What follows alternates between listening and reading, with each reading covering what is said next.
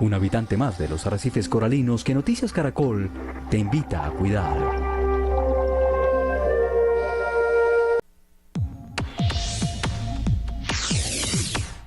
¿Qué opina de las declaraciones de Nicolás Maduro sobre los supuestos ataques en su contra?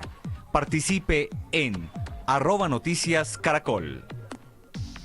Noticias Caracol te invita a conocer y a proteger las hermosas esponjas marinas.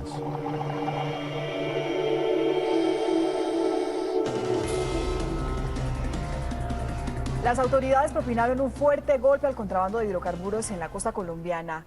Unos buses de servicio público que fueron incautados encontraron 360 tanques plásticos en los buses que contenían gasolina de contrabando. El general Gustavo Moreno Maldonado, director de la Policía Fiscal y Aduanera, explicó a Noticias Caracol los resultados del operativo. Estos buses en los que iba transportada esta combustible ilegal son una verdadera bomba para quienes van en ellos. ¿Cuántos casos como este se han conocido este año? Sí, indudablemente es un peligro inminente para la sociedad. En este año van 23 casos. En el interior de los buses iban 80 personas.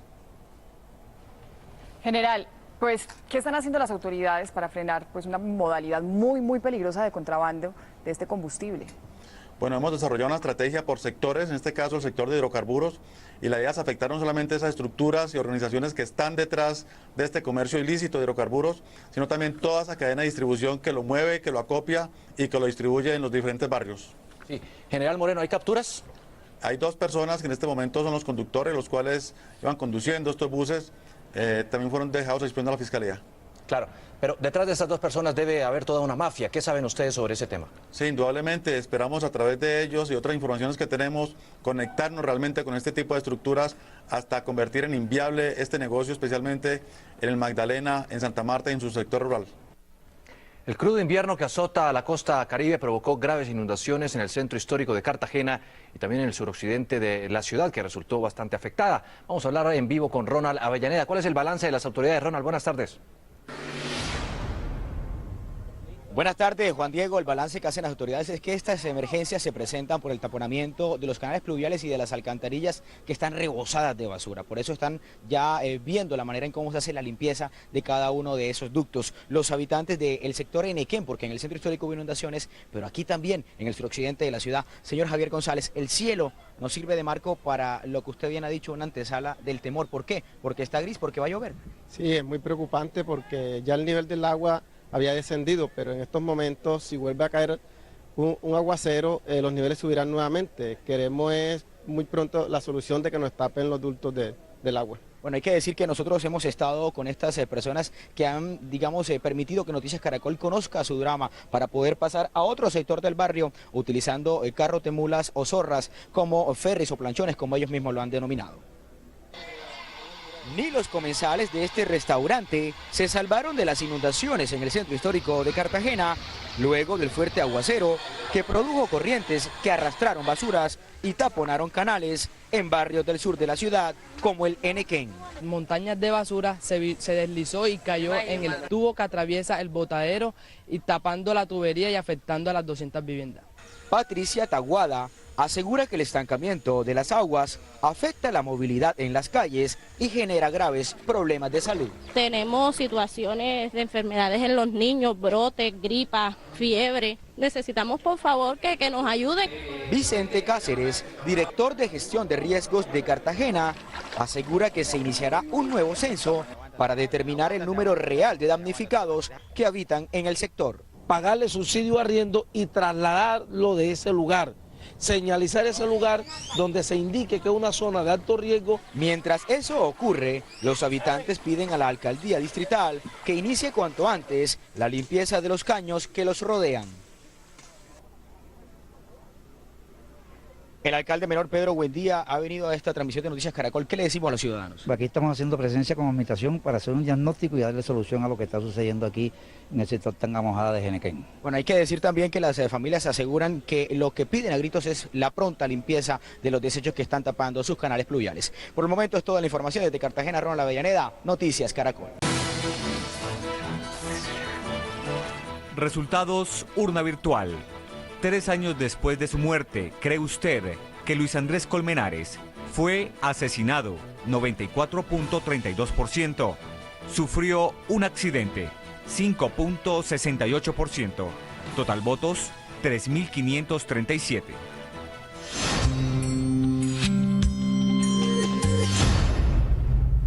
El defensor del pueblo, Jorge Armando Otálora, acaba de lanzar un llamado de alerta al gobierno para evitar el cierre de hospitales y clínicas en el país por las deudas de las EPS que ya llegan a los 12 billones de pesos. Vamos a hablar de eso con Alejandro Tibaduiza para saber qué más dijo el defensor del pueblo. Alejandro, buenas tardes.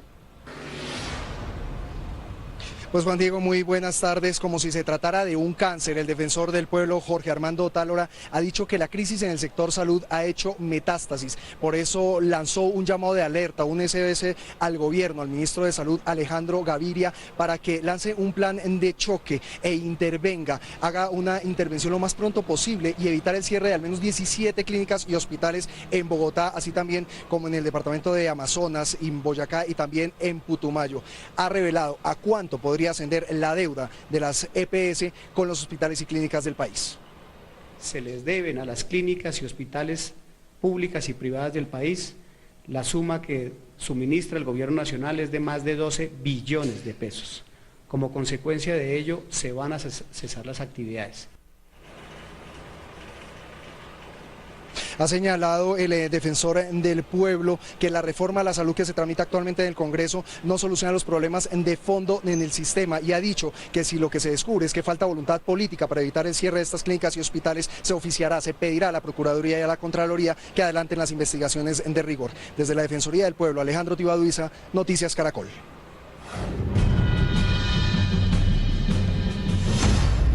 Hay optimismo entre las partes que negocian la paz en La Habana, Cuba. La idea es no cerrar el actual ciclo hasta que no se logren acuerdos sobre el tema de participación política, es decir, sobre el segundo punto de la agenda acordada entre el gobierno y las FARC. Paola Bermúdez nos envió este reporte desde la isla. Hola, buenas tardes. Todo parece indicar aquí en La Habana que al final de este ciclo 16 se cerrará otro punto, el segundo de la agenda de paz, que tiene que ver con participación política y que se venía discutiendo desde el pasado mes de junio durante 7 rondas de diálogos entre los delegados del gobierno y las FARC. Se ha avanzado mucho. Había más de 10 páginas elaboradas y quizá ya nos aproximamos al mismo número de páginas que en el primer punto de la agenda referida a los problemas del desarrollo agrario y rural integral.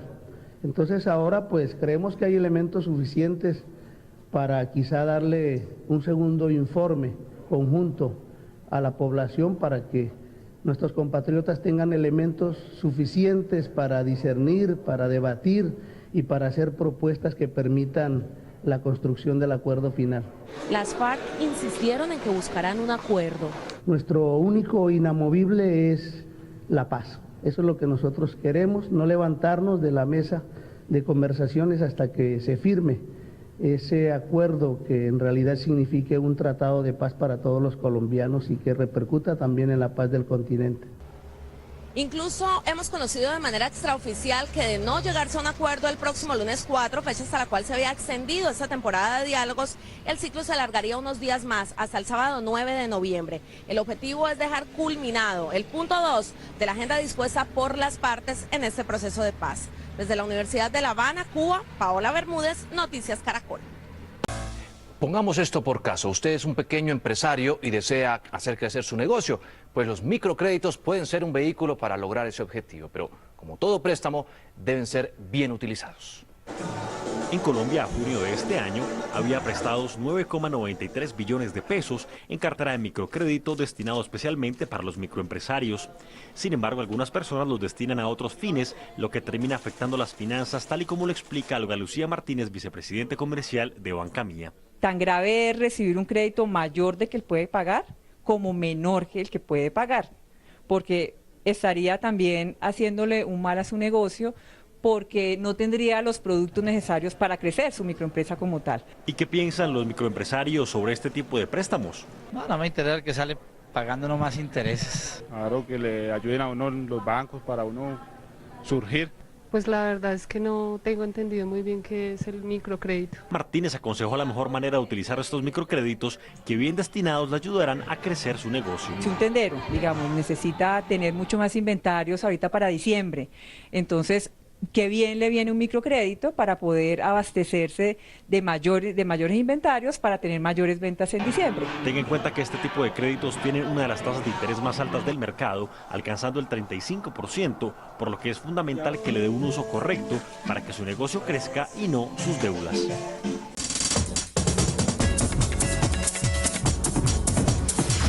Hoy en Lo Más Trinado sorprenden los bebés que padres y abuelos quisieran encargar para esta Navidad.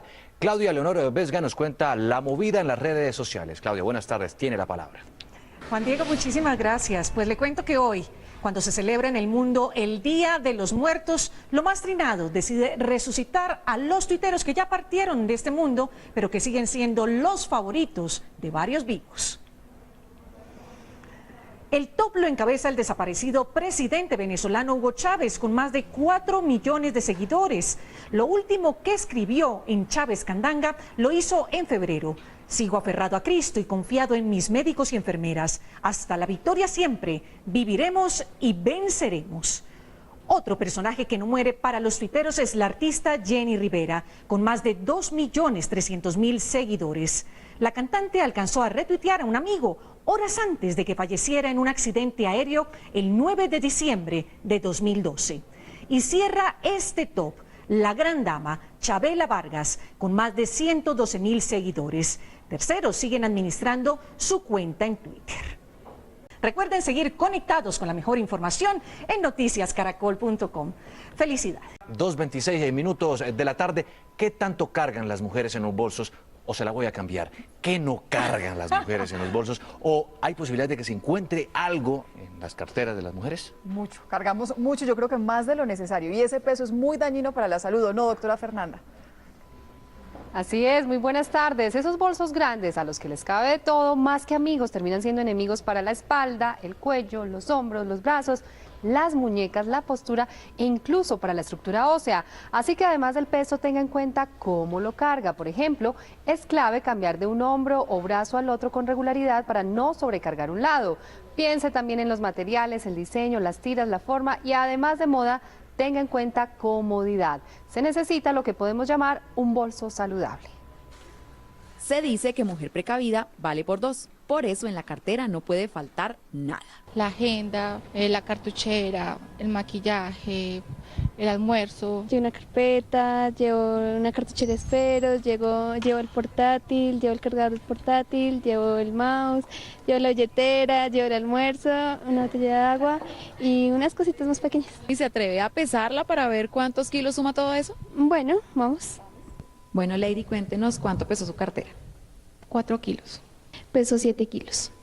Estas cifras están lejos de lo que se recomienda para evitar problemas de salud. Los estudios actuales están revelando que no debemos exceder el kilo de peso. Con este sistema optoelectrónico se evidencian los efectos. Entonces vamos a comprobar qué pasa cuando cargamos una cartera con más de 1 kilo de peso. En la prueba se te colocaron unos sensores en los hombros, en los brazos, en tu columna y en los pies. Al hacer una revisión de cómo estás caminando cuando tú estás llevando un bolso de más de 1 kilo de peso, encontramos un desnivel entre tu lado derecho y tu lado izquierdo. Por consiguiente, con el tiempo te puede generar algunas dolencias en la parte inferior de la columna. Adicionalmente está cambiando la estructura ósea y con el tiempo tú puedes hablar de que vas a sufrir de una luxación, de una desviación. Nuestras voluntarias Jessica y Lady también hicieron la prueba. No me gustó el resultado. Al paso que hoy voy a terminar con el hombro más abajo. Es preocupante. Entonces voy a tratar de equilibrar el peso. Además de llevar solo lo necesario, es recomendable alternar y no llevar siempre la cartera del mismo lado. Así que las invito a revisar sus bolsos, clasificar y literalmente a no guardar problemas, que lo más seguro es que terminen molestándolas más temprano que tarde. Terminan las noticias de salud. Feliz fin de semana. Esto es lo último de Noticias Caracol.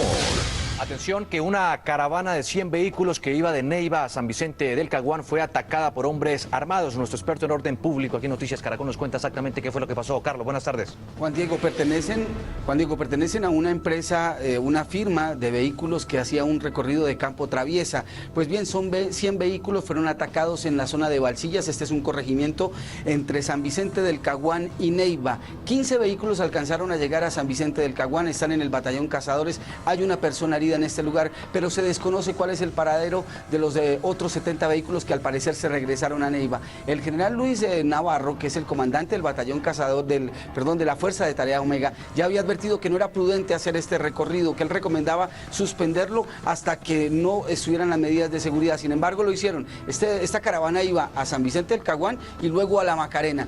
La situación no es fácil, 70 vehículos están perdidos. No se sabe qué pasó de ellos luego del ataque que se presentó allí en esta zona de Balsillas. Estamos muy pendientes de esa información, Juan Diego. Por supuesto, vamos a estar atentos, Carlos. Y ahora vamos con Julián Ríos, quien habló con Javier Vanegas, el hombre que según sus médicos estuvo sin signos vitales durante 45 minutos. ¿Qué dijo, Julián? Buenas tardes. Buenas tardes, pues es el hombre, como usted lo dice, que permaneció 45 minutos sin signos vitales y que gracias aquí a los médicos del hospital de Kennedy lograron revivirlo. Pues él hoy precisamente habló por primera vez, sonrió ya después de que le quitaron los tubos que lo mantenían con respiración artificial. Ha dicho y ha contado todo lo que vivió en esos momentos. Escuchemos lo que nos acaba de decir sobre esa luz al final del túnel. Una luz roja.